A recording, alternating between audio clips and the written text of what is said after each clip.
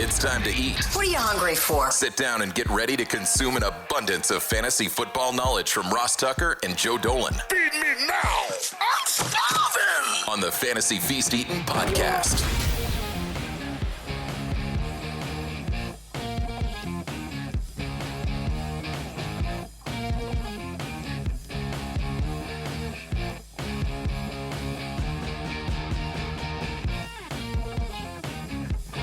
Yeah, let's eat, baby. This is the Fantasy Feast Eating Podcast. We are presented by DraftKings. I'm Ross Tucker, former NFL offensive lineman. Played for 5 teams over the course of 7 years. Now I got a boatload of media gigs and podcasts. Loving life without a real job, if I'm being honest. You can check me out on social media at Ross Tucker NFL. Pretty much any platform you're on, I'm on. So are we at Ross Tucker Pod. For the highlight clips of this show and the others. This is the Fantasy Feast, the show that's so nice we do it twice every week. Basically, in 50 minutes, we will let you know the pertinent fantasy decisions that you need to make in every single game. And by we, I primarily mean he, Joe Dolan, from fantasypoints.com, at FG_Dolan on social media. Go to fantasypoints.com, by the way, and use the code 23FEAST. It's already week 4. We already have a Thursday night game. It is the Packers. It is the Lions. I'm going to let you give your insight, Joe, before I pick my stud and value play for the week. I think this is a really fun game, Ross, to be completely honest with you. Now, as we sit here, we're still not 100% sure whether or not Aaron Jones and Christian Watson are going to play in this game. There seems to be some optimism. The Packers have got to be absolutely thrilled that they're 2-1. Mostly, well, I'm not going to say mostly because Aaron Jones was great in week 1, but completely without the services of Christian Watson. Now, you start to make observations when you're 3 weeks into the season. We know 1 week can be weird, and then you overcorrect after week 2, and then you get to week 3, and you're like, all right, now we're starting to get a better feel for what these teams are. Ross, I don't know about you. I don't know how much you've seen of them. And the box scores are not perfect by any stretch of the imagination. At fantasypoints.com, we have him as second among starting quarterbacks in turnover-worthy throw rate, behind only Sam Howell, that being Jordan Love. I have a really good vibe watching Jordan Love play football. I just feel like he's got it. And that doesn't mean he's perfect. That doesn't mean he's going to be Aaron Rodgers. I'm not trying to ruin anybody's day and make them have the worst day at their job. But I think Jordan Love might have the it factor, the dog factor. And that's important for me. He had that scramble in the fourth quarter against the Saints when he brought his team back from a 3-score deficit. And he was really fired up after it. And it was like kind of an I'm him kind of moment from him. I am really excited to see what Jordan Love looks like when this team is at full strength. And he might have to do it this week because the Lions' run defense was exceptional last week. They gave up just 0.11 adjusted yards before contact per rush attempt to the Atlanta Falcons, who have Bijan Robinson and Tyler Algier. And you saw when Atlanta can't run the football, Atlanta can't move the football because Desmond Ridder does not have that dog in him. He is not it. So the Lions' run defense was exceptional, and A.J. Dillon has not been very good this year.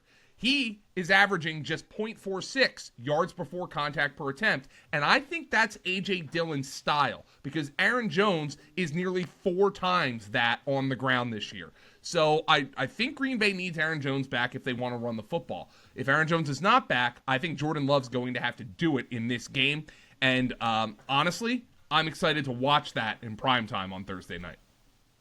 What about when Detroit has the ball? When Detroit has the ball, we'll see if David Montgomery plays. He's got a thigh injury. Jahmyr Gibbs got all the opportunities last week.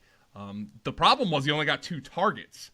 He ran the ball inside between the tackles a lot more than you might have thought he was going to in that game. But I still think the breakout is coming for Jahmyr Gibbs at some point, Ross. The usage was great last week. But if David Montgomery comes back, we might actually get the Jahmyr Gibbs we really want, which is the Jahmyr Gibbs who was getting 9 targets in week 2. That's the guy we want. He only had 2 last week as Detroit really controlled the game. He had 16 carries. That's all well and good. He hasn't scored his first NFL touchdown yet, but I think it's coming for Jahmyr Gibbs, who continues to impress me. Oh, by the way, one more thing. Sam LaPorta, start him. Like, this kid is having an all-time great start to his tight end career. Start Sam LaPorta. The guy has been amazing. He's their number 2 receiver behind Amon-Ra St. Brown, and I think I just stepped on your toes a little, Ross, judging by your... No, that's okay. It's funny that you say that because every week I pick my stud and value plays for DraftKings Daily Fantasy. I think this week it's 2 value plays. I'm going with Sam LaPorta at $4,600. He's been one of the best fantasy tight ends in the league right now. I mean, he's the guy that they're going to a lot. I'm also going to go with Romeo Doubs, the Packers wide receiver, because I'm skeptical still about Watson, and even if he does play, how effective he is. So I'll take Romeo Doubs at $4,700, Sam LaPorta at $4,600, a couple of value plays this week. Joe, let's move on to the Falcons at the Jaguars. All right, well, the thing about the Jaguars, Ross, here is people are asking, what's wrong with Trevor Lawrence? What's wrong with Trevor Lawrence? What's wrong with Trevor Lawrence? And I asked our data charting team to tell me, hey, I don't have time to watch the all 22. That's what we pay them for. And, well, here's what's wrong with Trevor Lawrence. His receivers are dropping a ton of passes is what's wrong with Trevor Lawrence. Calvin Ridley had a drop for a touchdown. They had that game in week number 2 against the Chiefs where you saw multiple receivers just not able to drag their toes down in the red zone. And Lawrence has lost a lot of production just by guys not coming down with catches. Our guy Brett Whitfield told me this week, he said Trevor Lawrence has the highest percentage of big-time throws, or what we call hero throws at fantasy points, that have gone incomplete this year. He was the second highest Pro Football Focus graded quarterback of week 3. But he just had 27 to 40 for 279 and a touchdown and a pick against the Texans because of ill-timed drops in massive situations. My guess here is the Jags receivers, Christian Kirk, Calvin Ridley, Evan Ingram, Zay Jones, who didn't play in week 3. They're all too good for that to continue. So I think Trevor Lawrence is a good buy low candidate for fantasy football. Also, Travis Etienne, bell cow workload. He's ceding goal line work to Tank Bigsby. We do not like that. What about Atlanta? Atlanta got a taste of reality in week number 2 because Detroit shut down Bijan Robinson and Tyler Algier, and Atlanta could not move the football. Now, here is some bad news.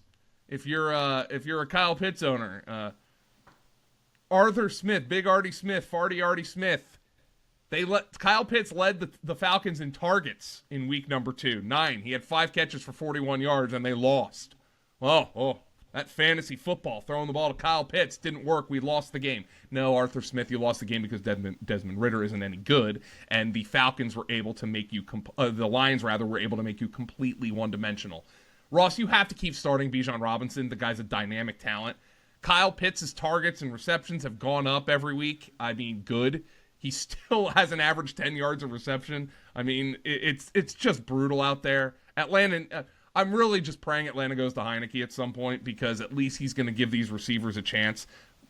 Jonnu Smith's getting 8 targets. What are we doing here, man? This offense just, it pains me to watch it. It pains me to watch it. Are you feeling good about your fantasy draft picks but not sure what to eat? Make it easy on yourself. Order in on DoorDash. Now you can root for your squad while your food and drinks are on the way. Yeah, that means burgers, chips, dips, soda, pizza, wings, and so much more delivered straight to your door. We got the Dolphins at the Bills, Joe. It's a Sunday 1 o'clock game. I couldn't be more excited. this is the best game of the slate. It might be the best game of the season so far. And first and foremost, let's give Miami's offense credit. Against the Chargers in week 1 and against the Broncos in week 3, they looked explosive in two completely different ways. Against the Chargers, they barely ran the football. Tua was throwing for 450 plus. And then against the Broncos just gave up and they gashed them on the ground. There's a screenshot of one of Devin Achane's runs, Achane, one of his runs from that game. There are just Broncos bodies strewn about the gridiron. It looked like a Matthew Brady photo. Just like bodies lying on the Gettysburg battlefield. I mean, it was a pathetic defensive performance from the Denver Broncos, and they should be freaking embarrassed, quite frankly, Ross. It was the most give up I have ever seen, ever, by an NFL defense. They did not want to play in that game. The Dolphins, believe it or not, though, are just third in adjusted yards before contact after or per rushing attempt this year because a large portion of their rushing yards last week came after contact. The Broncos just simply couldn't tackle. And the Bills have been pretty stingy on the ground, allowing the 9th fewest adjusted yards before contact in the NFL so far this year. What that metric is, by the way, in case you're wondering, at fantasypoints.com, it removes scrambles from the equation. So it does not penalize a defense for giving up a 30-yard scramble and not contacting the runner. So it's only on designed runs. Well, I don't think Miami's going to have a huge, nearly the amount of success they had running the football this week as they did last week. But the question now remains, how can you possibly sit Devon Achane or Raheem Mostert after what they did last week? You cannot do it. No, Devon Achane will never have a game like that again in the NFL. If he does, he's on his way to becoming one of the all-time great running backs, okay? And I understand people are like, well, you're chasing points. I'm not chasing points. I'm chasing the Miami offense if I'm going out and putting up fab budget for Devon Achane, okay? I want players in this offense. I want players with this level of speed. Devon Achane has to be a weekly RB2 flex starter until further notice because we see what the upside is. Raheem Mostert has an injury history. I mean, this offense is just one that I want pieces of right now. I just anticipate that this is going to be a far more competitive game for the Miami Dolphins. What about the Bills on offense, Joe? Yeah, they're starting to get right. And the thing about the Bills offense that is different so far this year is the fact that they can run the football. James Cook has been exceptional. Miami got crushed on the ground in week 1 when Austin Eckler and Joshua Kelly ran for 208 yards on 32 carries. By the way, Joshua Kelly's gone absolutely nowhere the last 2 weeks, so maybe that's a little bit of a sign that you can run the ball on Miami. I wonder if Buffalo might make the run game. Now, look, when you have Josh Allen's going to carry your offense, but I wonder if they might make the run game a significant part of what they do to try to keep Tua and the boys off the field. James Cook has at least 18 opportunities in every game so far this year. That's bell cow usage in every way except one, and it's a big one. He's not scoring touchdowns. Nonetheless, he stacks up as a strong running back, too, in this matchup, especially given his passing game chops in the event that this turns into a track meet. The Bills at fantasypoints.com actually have our number 1 rush grade of week 4, and I think James Cook is due for a big game. When I think Buffalo, I think Labatt Blue Light. It is so delicious. If you want to take things to the next level, drink some of those bad boys. Labatt Blue Lights with your friends. Live life to the power of we. Always enjoy responsibly. Beer. Labatt USA, Buffalo, New York. Next game, Joe. 0-3 Vikings, 0-3 Panthers, who did show some signs of life on offense with Andrew Dalton. Yeah, but I mean, eventually they're going to go back to Bryce Young and potentially as soon as this week. Carolina. The one thing about Carolina, and here we'll keep it positive here for Carolina. First and foremost, Adam Thielen looks really good. It's an Adam Thielen revenge game. If you buy into that notion, he looks good. Minnesota hasn't been able to stop anybody. The Eagles crushed him on the ground. The Chargers crushed him through the air. So pick your poison here for Carolina. Maybe it's a better game for Miles Sanders, who averaged just 2.7 yards per carry last week against Seattle. But Adam Thielen has been looking really good. And I would feel better about him for now with Andy Dalton starting. The one thing about Carolina I will say, that receiving core needed some speed, and they got it. DJ Chark last week. If you're in a deeper league, I'm not saying run to your waiver wire and pick him up, but maybe you missed out on Joshua Palmer on the waiver wire this week. Maybe you missed out on Quentin Johnston, or maybe you missed out on Tank Dell. Go see if DJ Chark is out there. He's a decent number 5 receiver to have because he provides some speed that the Panthers just do not have with the rest of their receiving group. The other side with the Vikings? So the interesting thing that I'm going to watch here, and guess what? Guess what, Ross? What are the Vikings? They're condensed again, baby. Jefferson, 13 targets. Hawkinson, 11 targets. Addison, 8 targets. Madison, all the Suns, 7 targets. Here is what's to watch. Cam Akers was inactive this week. Alexander Madison, if you drafted him, he had the game that you drafted him to have in the box score. He had 20 carries for 93 yards. He had 5 catches for 32 yards on 7 targets against the Chargers this past week. Problem, he had a drop pass, and he had a curious non-fumble with a potential early forward progress whistle in the red zone.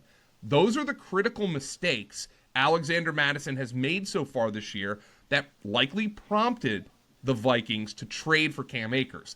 I don't think Cam Akers is any great shakes here. Don't get me wrong, but I am wondering whether or not Cam Akers works in liberally here now that he's had a week to get ready in the Minnesota offense.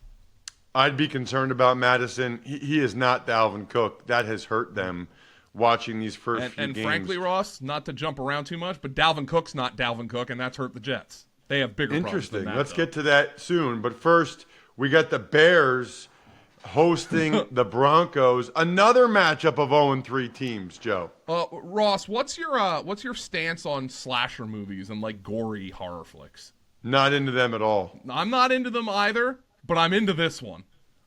It's October. I know there's people out there who, and believe me, I'm not making fun of you, but I know there's people out there, my sister being one of them, makes it their entire personality type to be a big Halloween fan. My sister bought one of those 15-foot Jack Skellingtons from Home Depot to put in her living room to decorate for Halloween. And then I know there's people who watch a different campy horror flick every day in the month of October leading up to Halloween. This game's on October 1st. Those of you who love those horror movies, this is the first one to watch, the Chicago Bears and the Denver Broncos. I am legitimately excited for this game because something has got to give here. The Broncos defense absolutely quit. I didn't expect Sean Payton to fire Vance Joseph, and he didn't, but he was completely justified if he wanted to. After that game against Miami, they quit. Now, I had somebody ask me, Joe, you're out on Justin Fields. I've been out on Justin Fields. I don't think there was a fantasy site on the planet that was more down on Justin Fields than fantasypoints.com.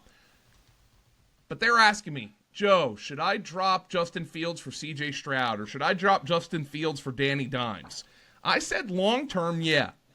But I want to see it this week. The Broncos have offered 0. The Broncos gave up a 3-score deficit to Sam Howell. And we'll talk about him. They gave up a 3-score deficit to Sam Howell the week before getting 70 dropped on him by the Miami Dolphins. If Justin Fields cannot move the ball in this game, he's going to get benched by the Bears, and there's no reason he should be on any fantasy football team. We saw last year, Justin Fields can play poorly and put up big-time fantasy numbers with his legs. I don't know what the Bears would be doing if they don't have Justin Fields running wild in this game, but they should. I am curious to see what Justin Fields does in this game because they should be able to move the football against the Chicago Bears. What about Russ and Cortland Sutton and the boys? Well, this is not Russell Wilson's fault. Now, the Broncos fans, and very justifiably so, might be like, I want to get out of the Russell Wilson era because the vibes have been horrendous since he got to Denver. And that's fair. That's fair. But to blame this on Russell Wilson is not fair. Sean Payton's got Russell Wilson out there down 50 points at the end of the game. Come on, man. It's not his fault that this is happening. But Russ and the boys should have some success against the Chicago defense. These might be the 2 worst defenses in football right now. Cortland Sutton's had a solid season so far. had a touchdown go off his hands against the Dolphins. Not that it would have mattered, but he should have caught it. Jerry Jeudy back to having 81 yards receiving. And for the love of God, Sean Payton, can we please get Marvin Mims some more snaps? Like, every time the guy's out there, he's catching a 30-yard pass. He runs 8 routes a week. Come on, man. Let's get Marvin Mims some more reps. He's another guy to pick up on your waiver wire if maybe you missed out on the Chargers receivers this week. By the way, tickets for this game are still over $100, believe it or not, to winless teams. It's the horror movie. So you got to go to Game Time. It's the only ticketing app that gives you complete peace of mind with your purchase. Look, if you're watching us on video or youtube.com/RossTuckerNFL, you see I've got the Game Time app on my phone. I love the exclusive flash deals. I love getting the Game Time guarantee. Take the guesswork out of buying tickets with Game Time. Download the Game Time app, create an account, and use code FEAST for $20 off your first purchase. Terms apply, so again, create an account and redeem code FEAST, F-E-A-S-T, for $20 off. Download Game Time today. Last minute tickets, lowest price, guaranteed. Big fan of the Game Time app. And big fan of this next game, Joe, because it's the Browns hosting the Ravens, two teams that kind of went in different directions this past Sunday. So this is the point of the season where the eye test and the stats often start to align. That's not always the case. Trevor Lawrence might be an example of that, but this is the case with the Browns defense. By just about any film study or advanced metric you could possibly imagine, the Browns defense has been elite through 3 weeks of the season, Ross. And for my purposes, no metric is more impressive than the fact that Cleveland is contacting opposing ball carriers on average a half a yard behind the line of scrimmage so far this year. That's by far the best metric in the NFL. This is just ridiculous. Cleveland's allowed just one offensive touchdown all year. It was through the air. That was to George Pickens. Moreover, the Ravens might be down Gus Edwards and Justice Hill in this game. Edwards is in the concussion protocol. Justice Hill has been dealing with a toe injury. I know there's going to be some people desperate out there. Melvin Gordon or Kenyon Drake. There could not be a worse possible matchup to need one of these Ravens running backs for a fill-in. This is the week. I think Lamar Jackson's been playing pretty damn well through 3 weeks of the season. That game last week was just a weird one against the Colts. If Todd Monken's going to start airing it out, this is the week they're going to have to do it, because I think the Ravens are going to be made one-dimensional through the air by this nasty Browns defense, which, by the way, not that it's like a pass funnel defense like the Titans. You just can't run on them whatsoever. What about Deshaun Watson and the Browns offense, Joe? That's the best he's looked. Yeah, so that was one of the things. I don't know if I mentioned it exactly on the podcast last week, but you needed Deshaun Watson to look good against the Titans because nobody can run the ball in Tennessee and everybody can throw it on Tennessee. Tennessee is a true pass funnel defense in that they're really good against the run and really bad against the pass. I thought Watson played well. He still made the absolute boneheaded decision on that. That was Wentzian. The move to throw the ball 15 yards backwards to try to avoid a sack that Elijah Moore had to go retrieve from him. That was a bizarre decision, but otherwise he played a clean game. Let's see if the Ravens, who have had some injuries defensively, notably to cornerback Marlon Humphrey, are going to be healthier this week. I'm still not 100% there on Deshaun Watson because if you're paying the guy $250 million. He needs to look good against the Tennessee Titans, but it is an encouraging sign. You'd rather he look good in a good matchup than look bad in a good matchup. For Steelers-Texans, Joe, on the Texans side, you said this last week, C.J. Stroud just keeps looking better and better. Yeah, and by the way, they can't run the football. Dameon Pierce hasn't averaged 3.5 yards per carry in a single game so far this year. Their offensive line is not opening holes. I like Dameon Pierce, but he's not a guy who's going to create behind the line of scrimmage. But despite those offensive line, C.J. Stroud hasn't thrown a pick through 3 games. He's getting the ball to these young receivers. Nico Collins had a big game in week 2. Tank Dell had a big game in week 3, and I think Tank Dell's legit, by the way. He's the guy people are asking, Yes, he should be rostered in every single league. I know he's small, but C.J. Stroud has made a huge connection with him. He is for real. This team's spunky. It's got some players. Robert Woods is kind of the perfect complement to these young receivers. They can move the chains with Robert Woods on third downs. And Nico Collins and Tank Dell can make the big plays. Like, I kind of like Houston. I don't think they're going to be good. You know, I'm sure Stroud's going to take some step back in a game where he's going to get pressured more. But the Jaguars... But it is pretty wild, Joe, to your point, that he's played this well behind that offensive line. Yeah. And with those receivers. Looking forward to getting the Pittsburgh side of this on episode number 2 here of the Fantasy Feast podcast. Thanks for tuning in to Fantasy Feast. Make sure to also check out the Ross Tucker Football Podcast, Even Money, and College Draft, all on the DraftKings Network on Samsung TV Plus, YouTube, or subscribe to the podcast on your favorite platform.